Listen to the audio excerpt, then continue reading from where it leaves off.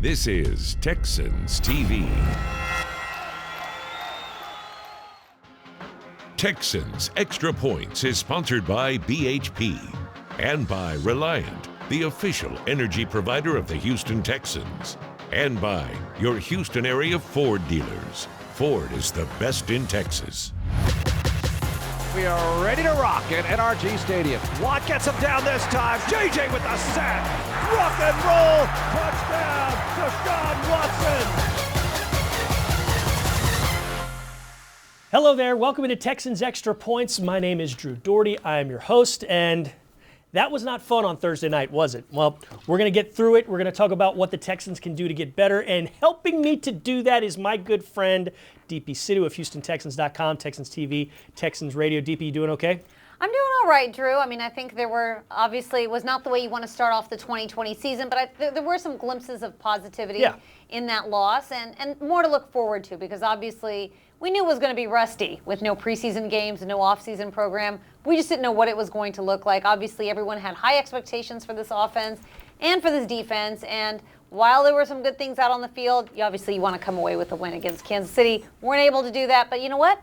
Next week is a brand new week. That's right. We will cover a few of those good things. We'll talk about the bad and the ugly as well. Plus, we've got a Telestrator from John Harris. He's breaking down something to keep your eyes on in the weeks ahead. And we're each going to tell you two things that we learned about this football team. Plus, we've got trivia and a next-gen stat. But we start things off like we always do with news of the week.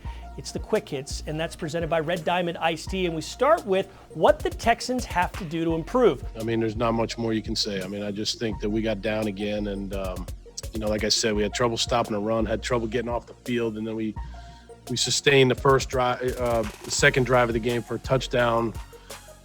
But then we couldn't sustain a couple drives there, and it was, our defense couldn't get off the field. So we got down, and then we got, the first drive of the second half was a big one because they took it down and scored, and that, we dug a hole there. We did come back at the end, but it was too little too late. There's a lot to build on, but it's not, obviously not where you want to be. Defensively, a lot of teams struggle against the Kansas City Chiefs, but it's a different type of Chiefs offense this year. J.J. Watt, he explained what went wrong.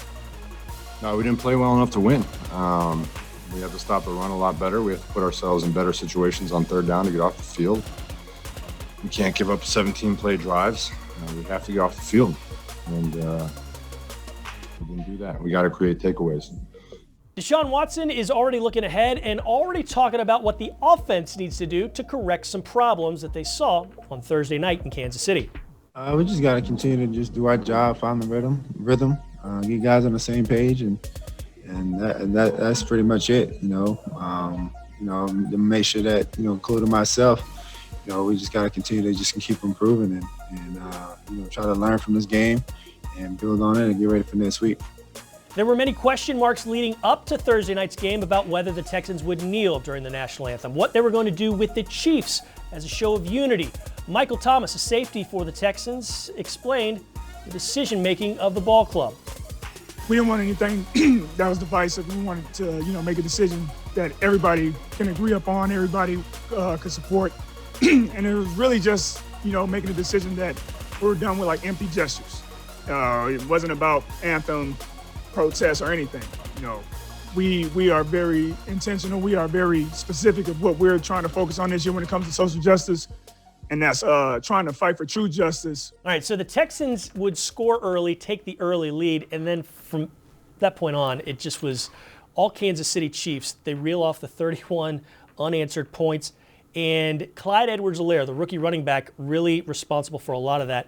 Texans had really no answer for him there in the second and third quarters, did they? Yeah, I mean, everyone said he's the small back, I should say, low to the ground, but so speedy out of LSU.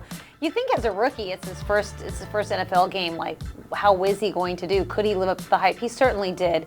He ran all up and down the field, 138 yards rushing, but I think a lot of it was also tackling. The Texans hadn't had a chance to really tackle anybody this offseason, this preseason. A lot of guys talked about that too. They said it's something that they have to work on. They couldn't get off the field on third down. The Chiefs were converting over 50% of their third down conversions, and Helaire was a big part of it. So you definitely don't want to see that. You want to be able to stop the run. I foresee the Texans going back to the drawing board and working on that now in the weeks to come? Because obviously this is something they have to fix. Now, we knew coming into the game that David Johnson could catch the ball, and he was very skilled as a receiver. And he caught 3 passes for 30-some yards. But I don't know that many people knew he could run the ball like that between the tackles. Now, he busted the touchdown there for 19 yards. It was his longest run of the night. A real nifty run there. But David Johnson was a bright spot, and it's something that Bill O'Brien said, Deshaun Watson said, something that the Texans can build on. And I think the future's bright there at the running back spot with him. And he scored the first touchdown of the 2020 season, the first touchdown for the Texans this year. And I think that, the stakes were really high for David Johnson because you knew everything that went into the trade. And he wanted to have a fresh start, too. Obviously, he's coming off a down year for himself in Arizona. He wanted a fresh start with Bill O'Brien and this offense and Deshaun Watson. And I feel like, this is their 3-down back that they've been wanting for all these years. Great, they've got Duke Johnson to spell him in relief, but Duke Johnson really didn't get a lot of carries once David Johnson was out there. He really powered through, like you said, through the tackles. He made a lot of guys miss out there, and he seemed like his healthy, elusive self out there, which is what we all wanted to see. Just didn't know what it was going to look like, when the pads came on. Yeah, when they ran the ball, the Texans were effective, but they just weren't able to stay on the field long enough to keep running the ball more and more. All right, John Harris was at the game. He was on the sidelines for the radio broadcast, and he now breaks it all down in this week's version of the Telestrator, handling the X's and the O's. Johnny? Welcome to Texas Telestrator, presented by BMW. I am John Harris, and we're going to take a look at David Johnson's touchdown run against the Chiefs and how it happened. This is good stuff from the offensive line, but also from David Johnson getting the end zone for the first time as a Texan. All right, let's run this, and we're going to pause it right there. Let's pause it right there. And the Texans get into a set here with Fells right there in sort of a sniffer tight end position. And the Texans are going to run a split zone, and eventually they're going to bring Randall Cobb back across the formation that way. The key here, too, number one, Max Sharping is going to get Saunders going upfield here, and Max just stays on that block. He's just taught, that guy shoots up, you just go and get on it. And that's what Max does. Let the back cut off of you, and that's exactly what David does. So Saunders, watch him go upfield, watch Max stay on that, and then David jump cut, get in the hole, pie face, L'Jarius Sneed, and get in the end zone. Let's take a look at it.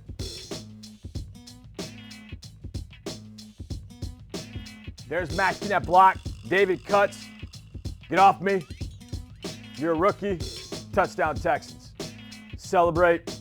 Love seeing these guys celebrate. All right, let's jump to the end zone view here, because in the end zone view, you can really see how this came together from a blocking standpoint. And I love just watching the end zone view. So here we go right here. All right. And you'll see a great block by Laramie right there. Pause it. And there's Max with that block right there. And this is a nimble 6'2", 231-pound guy. Didn't expect that guy to be there. But he jump cut out of the way, and now he sees it right here. Good block there. And Will's taking, I think that's Tyron, he's taking him inside. Staying on these blocks, good job here. And now David's just running the space. All right, see it? There it is, right there. Get off me. Go in the end zone. That's excellent stuff. Last view here is down on the field. Here's David. There's that jump cut. Pause it. Now, you look in there and you're like, okay, where's he going to pop out? What's going to happen? Well, they've got these guys sealed off. So he's going to get in here, and then you'll see that last second where L'Jarius Sneed is like, I didn't tackle anybody like this in college. Run it. Right there. You got no chance. Touchdown Texans. That, hopefully, we're going to see a lot of in 2020.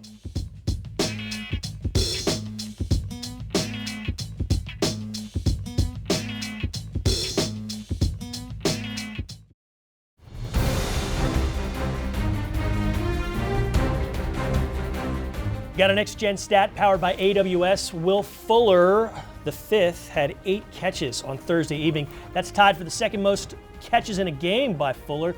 You remember last year's Atlanta game when he just absolutely blew up the Falcons for 14 on that day, but 8 catches on Thursday night, 8 catches in 2018, week 2.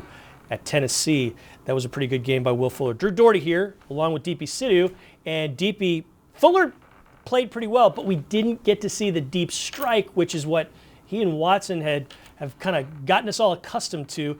The deep strike could be coming back soon. You got to figure with all that speed, the Texans will, like you say, get back to the drawing board and jiggle things up, figure things out. Yeah, and I think a big part of that was just time of possession. It seemed like, especially in the first half, the Texans hardly had the ball. The Chiefs had tripled their time of possession. So I think there was just less opportunity for Fuller to be out there on the field. Also, like we discussed earlier, Watson said he wasn't seeing a lot of shots downfield because the Chiefs secondary had them all well covered. So he was trying to take what he could get. But I think a combination of those two things, just not being on the field long enough, and then, they were just not sustaining drives. They were not converting those first downs like you want to see. So I think there were a couple of missed opportunities there. Had they done that, we would have seen a lot more from Fuller. And when they started to get the ball rolling later on in the game, we certainly saw more catches from Will Fuller out there.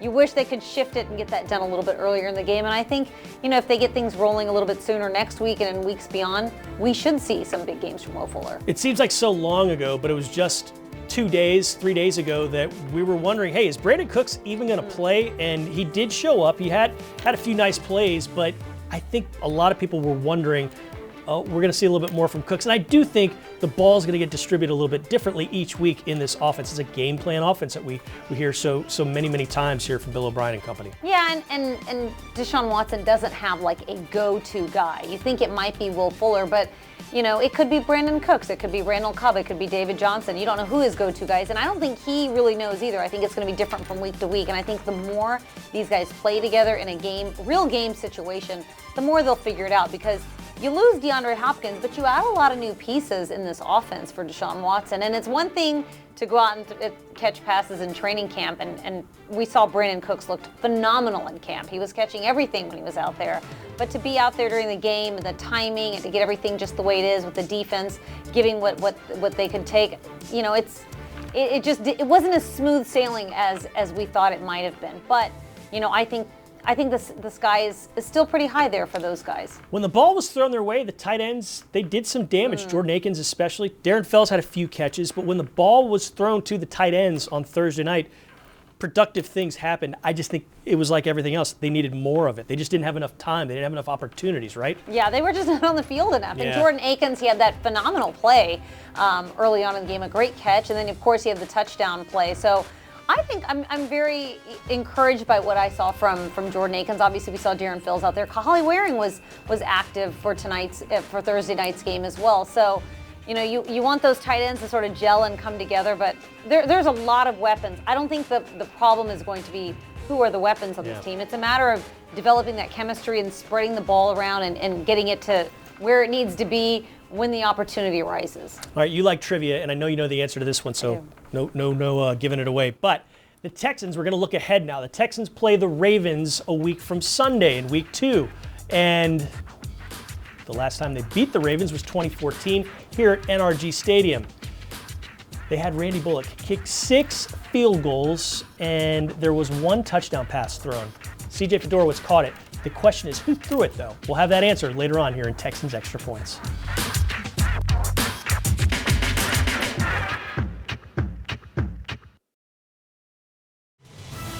Second down and 10 for the Chiefs at the Houston 36-yard line. Mahomes fakes the give. Mahomes in trouble, and Jacob Martin comes in to bring him down. Watt gets there as well. A sack on Mahomes. It's 3rd and long. And they're going to get Mahomes as that was Jacob Martin coming in around the corner. Did not even give up a pressure in the playoffs last year. Did a great job on J.J. Watt, and here he comes with a sack already.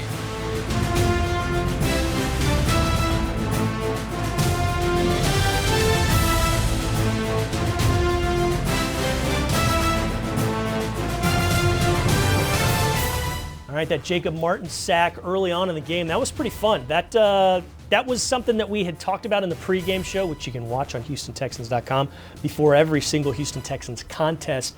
Jacob Martin had a monstrous August, and it looked like it was going to bleed over into September, and it did for a quarter, and he had his spurts with the game, but I think collectively this defense just got gashed time and time again by Clyde Edwards-Helaire, and then that just explosive offense and passing attack by the Chiefs was able to get their shots in as well. But Jacob Martin looked pretty good time to time on Thursday night, did he not? Yeah, I mean, we saw him all throughout camp. He was definitely a standout in camp. And defensive coordinator Anthony Weaver, when asked who his top 3 guys in camp were, he didn't hesitate. Jacob Martin was one of the first guys he talked to. And in talking to Jacob Martin, he put on 20 pounds this offseason. He wanted to bulk up, get more muscle on his body. He wanted to become a better pass rusher.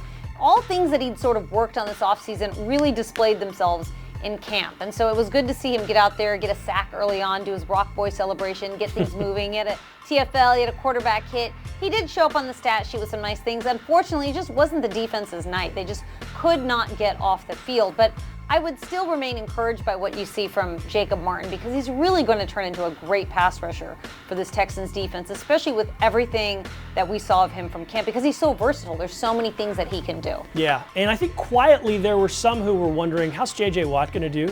He missed, that second half of the season, was able to come back for the playoffs, but we didn't see much of him in August.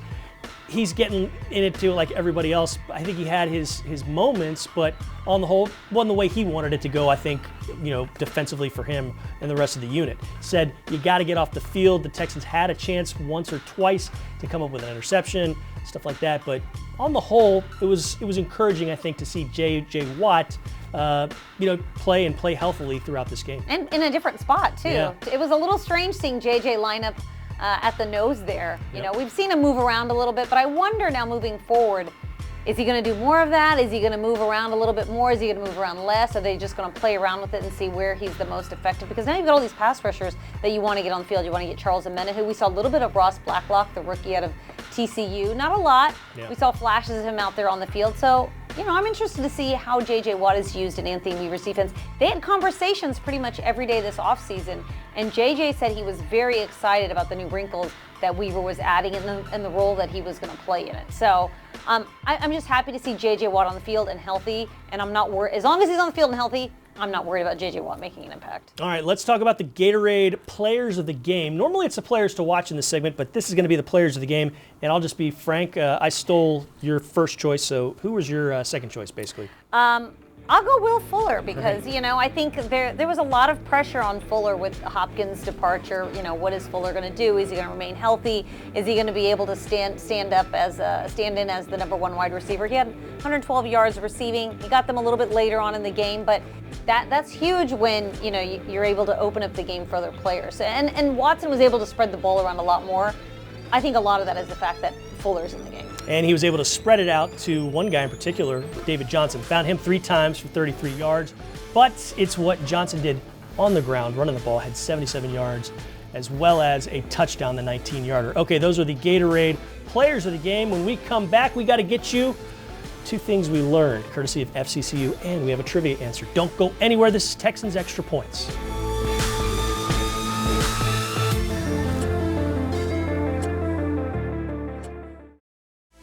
Texans Extra Points has been sponsored by BHP and by Reliant, the official energy provider of the Houston Texans, by Amegy Bank, official business bank of the Houston Texans, and by Jameson. Tailgate like a Texan with Jameson Irish Whiskey.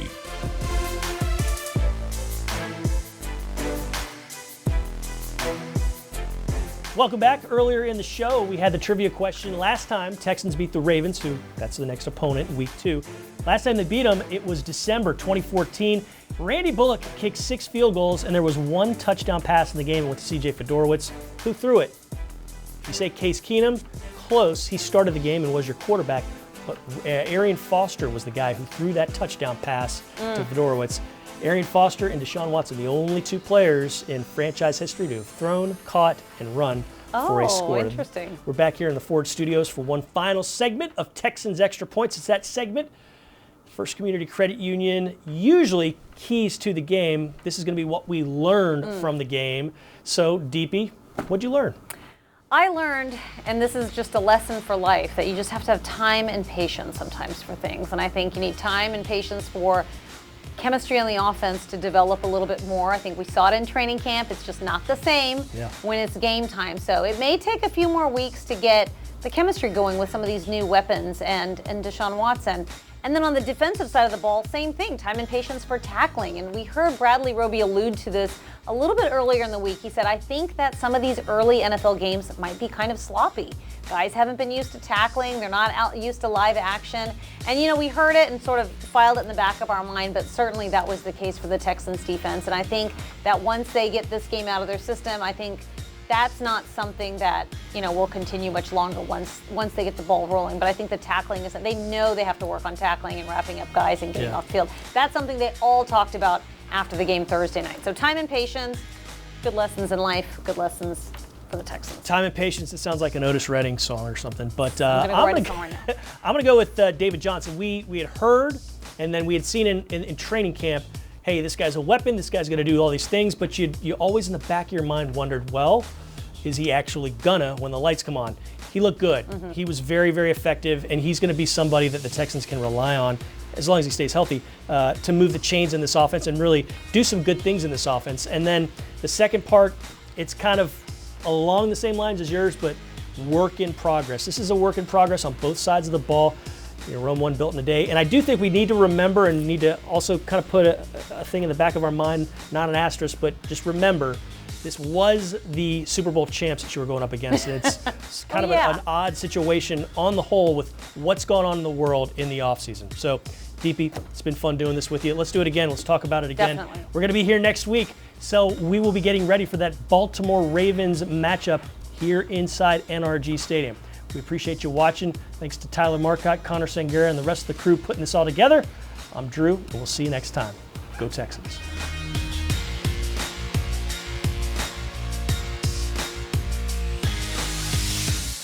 Thanks for watching. Subscribe to our channel and ring the bell to know when we post new content.